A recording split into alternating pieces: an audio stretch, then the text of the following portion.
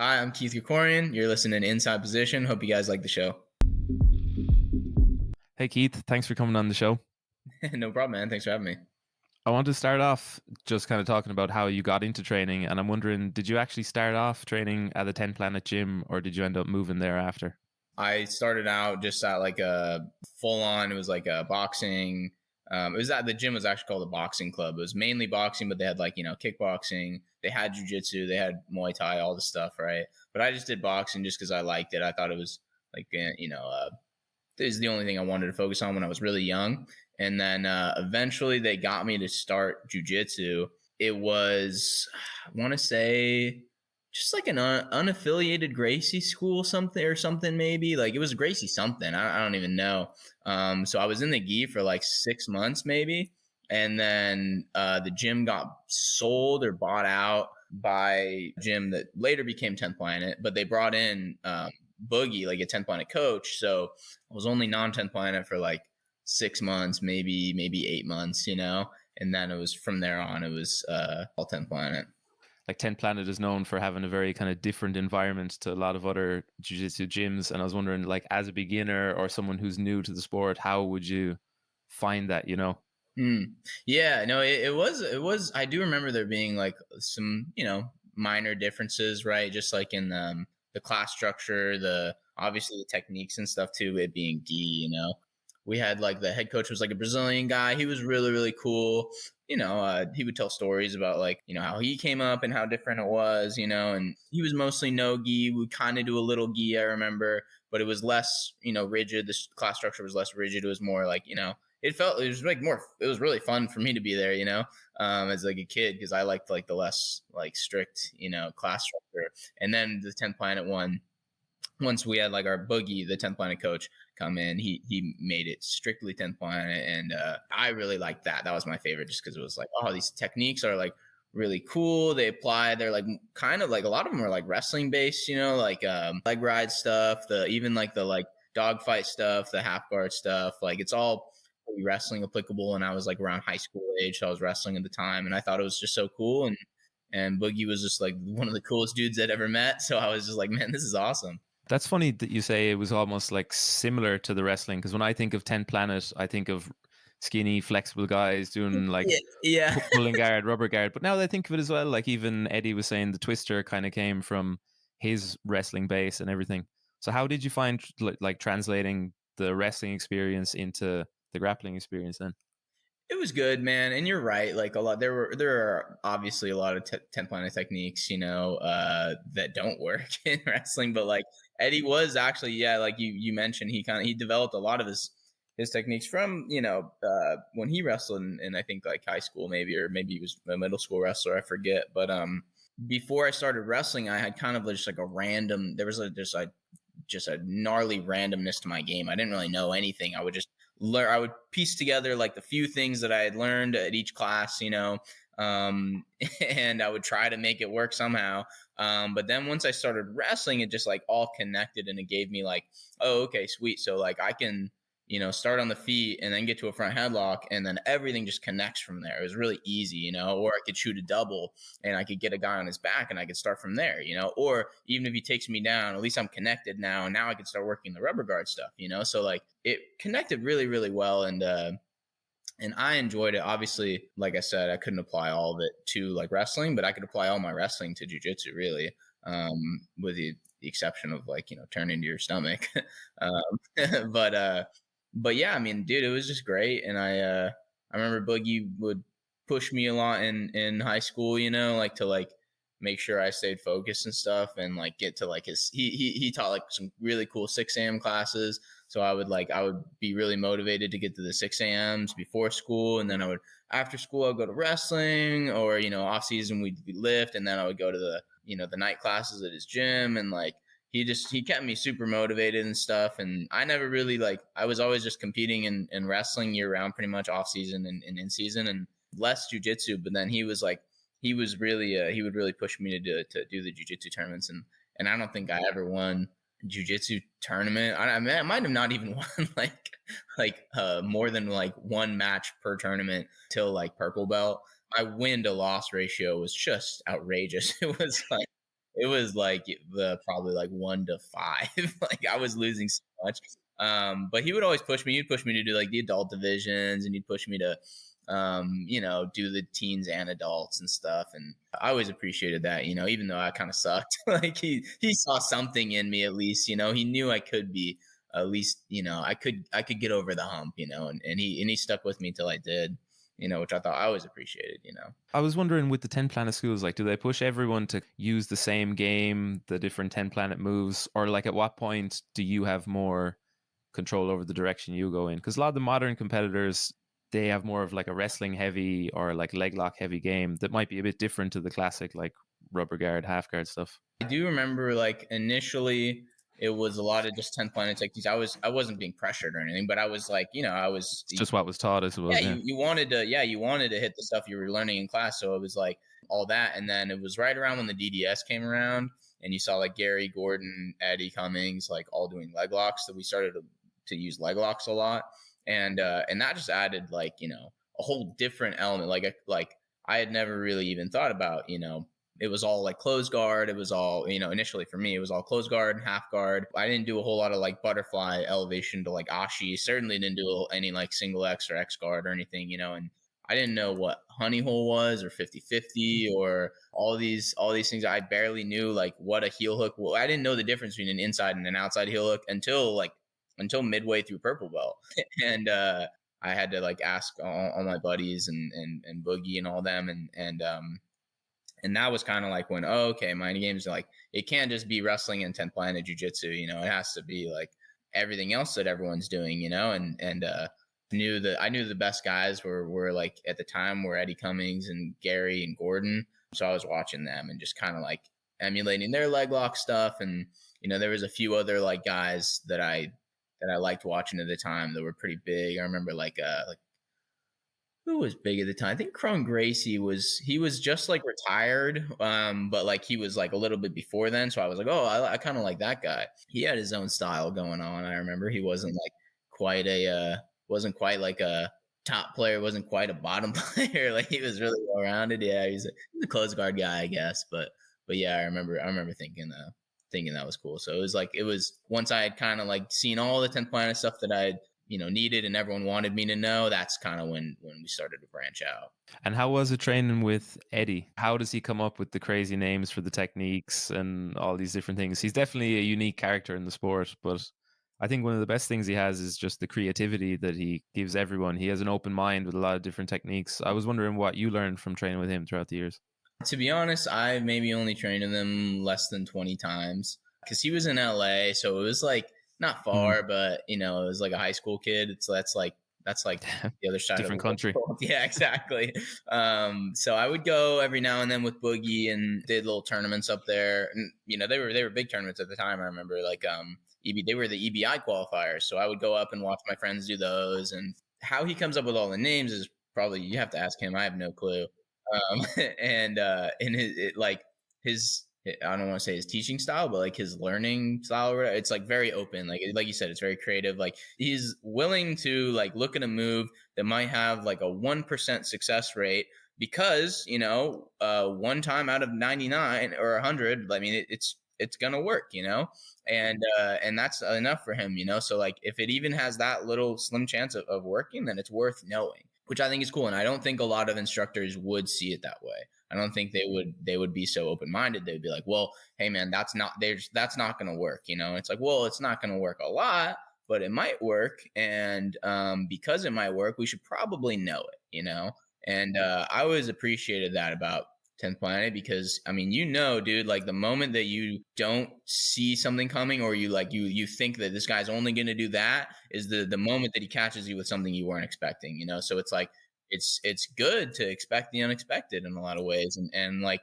the techniques, some of the techniques that guys would show Eddie or that Eddie would show or were like techniques that, you wouldn't see very often. But when you did, at least, like, okay, I probably got to look out for this, And then training in San Diego, like there's so many good gyms there. Would you do much cross training around, or how has it been having your jiu-jitsu journey in like basically the mecca of jiu-jitsu in the world at the moment? Yeah, it was really cool. We would cross train every now and then. We'd go to like, we'd go to Alliance. I've never been to Atos. I've never been to AOJ. I've never been to Covina's. I've never been to a lot of these gyms. We would just get a lot of visitors at our school. We would, and like the cool thing about San Diego, 10 Planet San Diego, is like you have so many great dudes to train with like all the time. It's such consistently, I guess like the class numbers are so consistent that like there's at least a few like solid dudes every single class. So like I didn't really feel pressured to go to too many places because I was constantly getting my ass kicked, and and I was like, man, how, why would I even need to get my ass kicked somewhere else if I could barely hang here? And I thought that was really good.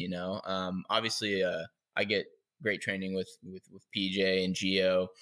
So like, and they own school, or they ran schools. So like I would go there and I would, it wasn't just at San Diego. I would go to, PJ was at Spring Valley, Geo was at Oceanside, and I would go up and around there and get a bunch of different looks that way. So not as much, still, I guess that's not cross training, but like, getting around to different gyms and stuff, and just, dude, I mean, there's so many gyms over here. Like I'm even realizing it now, just coming from the East Coast right now, like it's kind of hard to find sessions on the East Coast sometimes, like you got to like, look around, keep your eyes open. But out here, it's, dude, there's like too many. I have to like turn people down to train, which is like it's a good problem to have. And it's just, it's really, really cool.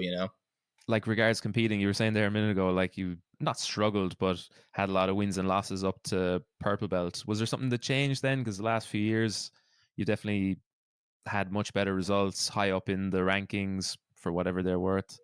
And was there something that changed that kind of helped you have a bit more success in competition, or the way you thought about it, or what kind of went on there? I mean, dude, just like the experience competing a lot, it was something I got in wrestling. Like I was mentioning earlier, you get, you get 40 matches per season, which is like good. But then, it's really in the off season where you go to you pay, $5 to do freestyle, and then it's like, oh, it's $3 to do, sorry, well, you pay like $5 to do folk style, which is like the high school style.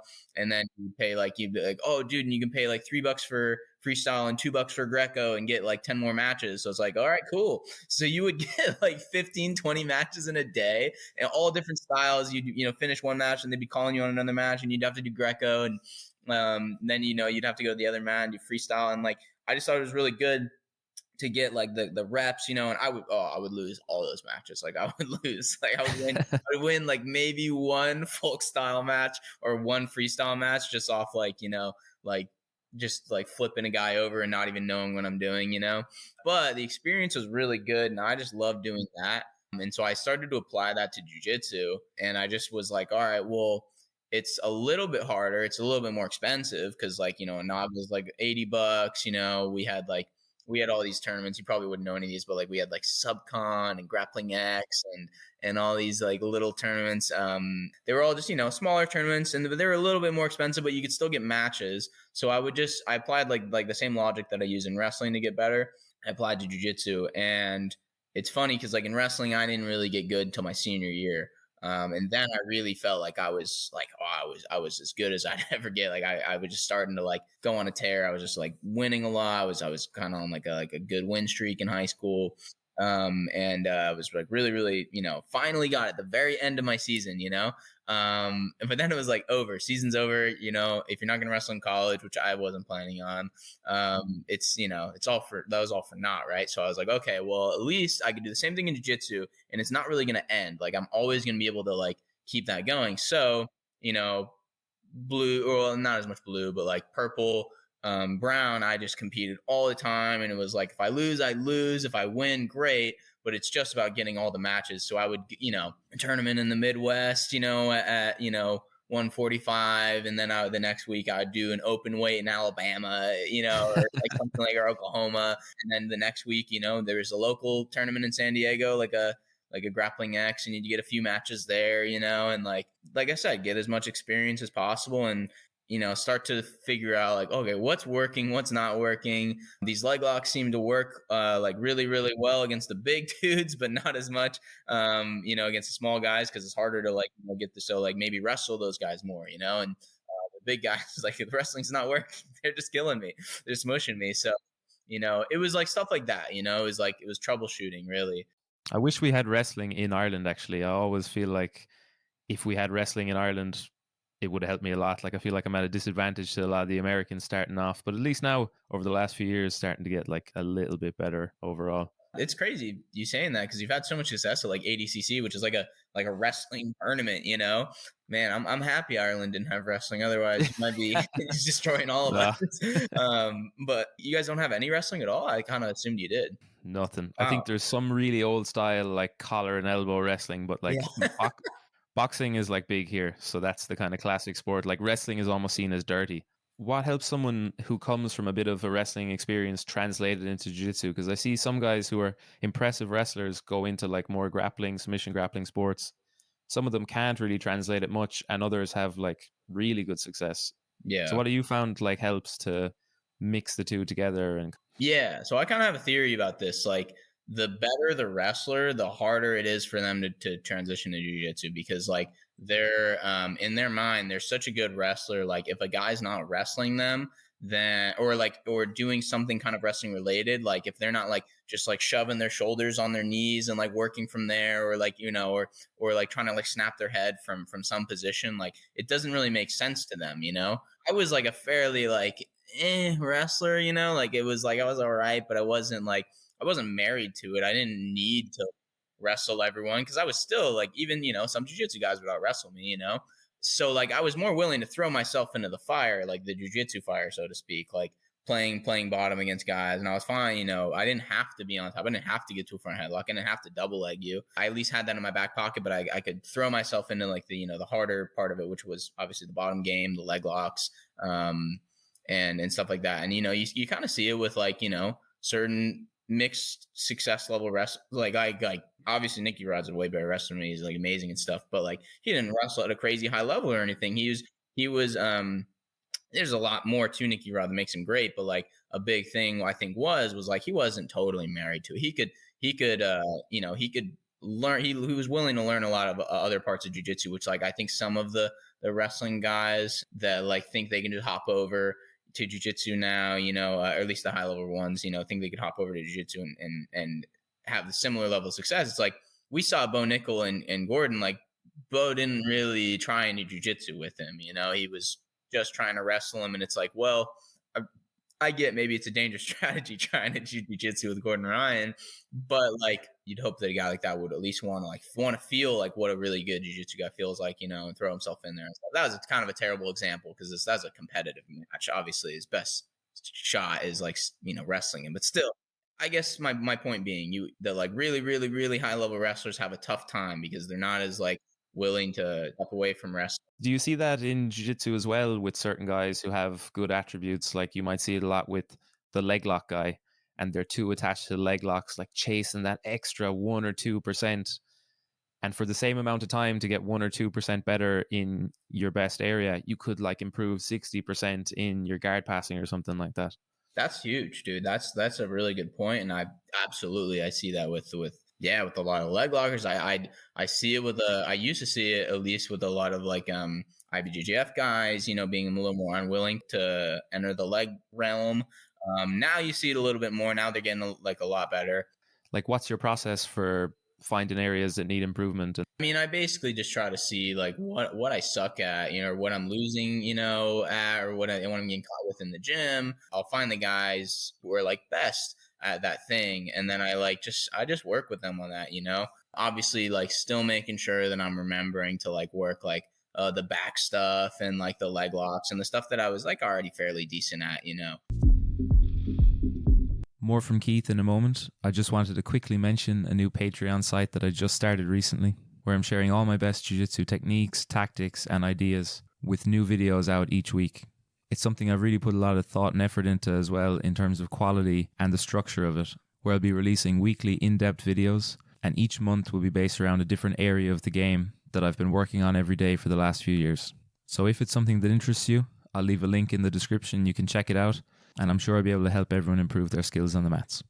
But for now, let's get back to the conversation with Keith Krikorian. Competing at ADCC then, I know that was a big moment for me. There was a lot of build up to it. It was a dream that I had for a long time. How was the experience for you, and kind of ticking that one off the list almost? It was shitty, dude. Like, it was a shitty. Like, I do not look back on that with much fondness. Like, Really, yeah. and in my preparation too wasn't what it should have been, and obviously I learned so much about that. I felt like a boy compared to these dudes who are much stronger somehow. So weird. But I wonder how. yeah, but just like I really did, my strategizing for like the trials was really good. But less for like ADCC. It was like, whoa, this is totally different. You're not just gonna go in and like play with a guy and then catch him, a couple minutes in. It's really important how you play your game there. And it was good, man. And only recently have I like sat down with one of my friends, and he told me like, listen, dude, because we're planning for the trials and the next trials after that. And then obviously ADCC after that. And he's just like, listen, man, like we can do well at the trials, right? That's like a feasible goal, but like ADCC takes so many tries for guys to win this. Like it took JT like 3 tries. It took Kron like 3 tries. It took Craig. That's what I was thinking of. It took Craig. And I don't think he's even won it yet, but it's taken him like 3, and they all get smashed at first. Like it's like a really common thing that even the really, really good dudes get smashed, right? Like at their first ADCC foray. And then after that, they have like a little more success. Maybe they make it out of the first round. Maybe they get smashed again.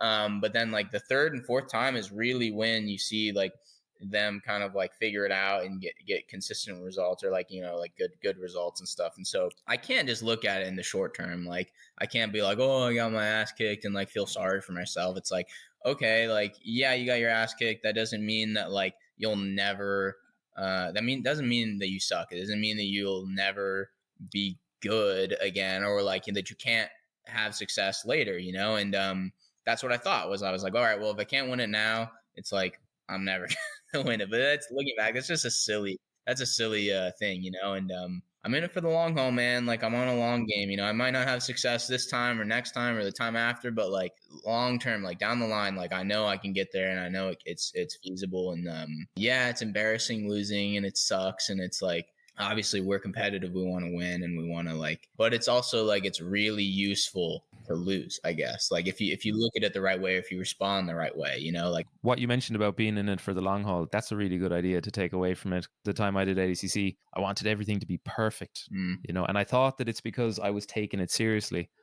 And I was taking it too seriously, but it's almost like by wanting everything to be perfect, it's like I was admitting to myself that if it wasn't perfect, I wouldn't win. Yeah. The biggest takeaway I had from it was probably how I thought of myself. And finally, I thought of myself as being at a high level. Funny enough, that made my skill basically double as well. Funny the connection that you have between your skills and how you think of your skills as well. No, It's weird. that's true, right? And how was it competing against Buchecha? What are you thinking as you're stepping onto the mat for the first round of the Absolute? I was like thinking there's got to be a way for me to win this. Like there has to be a way. Like I know that Buchecha like has like cardio issues, so I was like gonna push him and like, or at least try to. And the problem was like that day he'd only had one match and was against Kanon. He didn't have to have a third place match with Cyborg. So I was like, fuck, that would have been a really tough match. He probably would have been more tired. So that kind of hurt my chances. It hurt my confidence right before, because I was like, fuck, this guy's kind of fresh, and like he's not going to try to use a lot of energy, like if he doesn't have to. So I have to make him, use all this energy. And I was like thinking, just be annoying, like be squirrely, like be like, hard to pin, and just kind of frustrate him, even if I'm getting my ass kicked, just kind of like, get him moving. And I guess it kind of worked a little, but like, I don't know if that's the best strategy hindsight.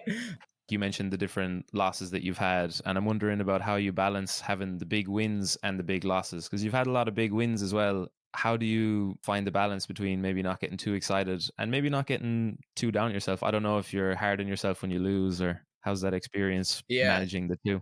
It's exactly what you just said. Like it's either way, it's not letting any result get to your head, You might have just had a good day, you might have just had a bad day. It doesn't mean you're a different person, or that you're like a worse or better person. It's really important, I think, to like control your your opinion of yourself, right? Like you cannot be talking down to yourself, but you can't Yeah. be telling yourself that you're the greatest person either, because like that's when you're going to stop working as hard. Yeah, I'm historically like a, not, I wouldn't say like a bad loser. I'm not like, like pushing guys after I lose or something, but like I am hard on myself. Like I get depressed, and I get like, and my opinion of myself is just like, a little lower after I lose, because it sucks, dude. It's like, it's tough when you dedicate like all your time and all your energy to this one thing, and then it doesn't pay off. You're like, well, if that was like, if I think that I did everything I needed to do and I still can't win, like that's discouraging, right? But like I said, you can't be too hard on yourself. You can't be like constantly talking down to yourself or like talking negative.